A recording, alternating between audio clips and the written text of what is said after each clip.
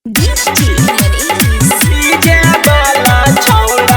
सुन रहे हैं युवा स्टार मनीष प्रेमी को। देखी के बरतिया ये साली जइहना बहक है, कोयल के जैसन तू जइहना चहक है, जइहना चहक है।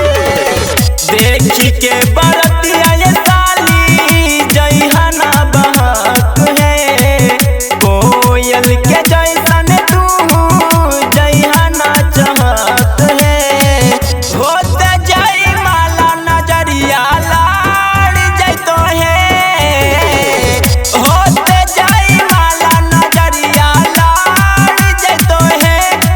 सुना डीजे वाला छौड़ा पीछे पड़ जैतो है, ए साली कैमरा वाला छौड़ा पीछे पड़ जैतो है।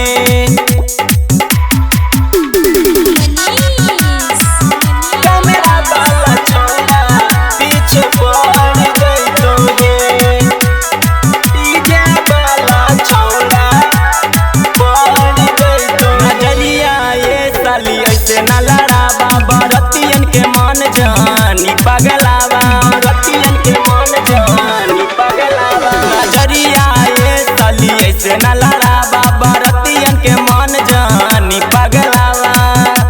नहीं तो चढ़ली जवानी ओहो चार जैतो है, नहीं तो चढ़ली जवानी ओहो चार जैतो है।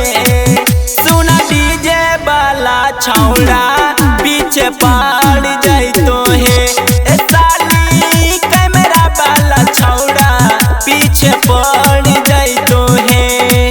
कैमरा वाला छौड़ा पीछे पड़ जैतो है। ओढ़निया ये साली अपन समारा ना तो पल सामान के ऐसे उघारा, तो पल सामान के ऐसे उघारा। ओढ़निया ये साली अपन समारा ना तो पल सामान के ऐसे उघारा। नहीं तो लाल जितिया केला मनीष तार जैतो है, नहीं तो बिकी बिपिन मनीष तार जैतो है। सुना डीजे वाला छौड़ा पीछे पड़ जैतो है, ए साली कैमरा वाला छौड़ा पीछे पड़ जैतो है। सुनो ये साली जरी संभर के रहिया।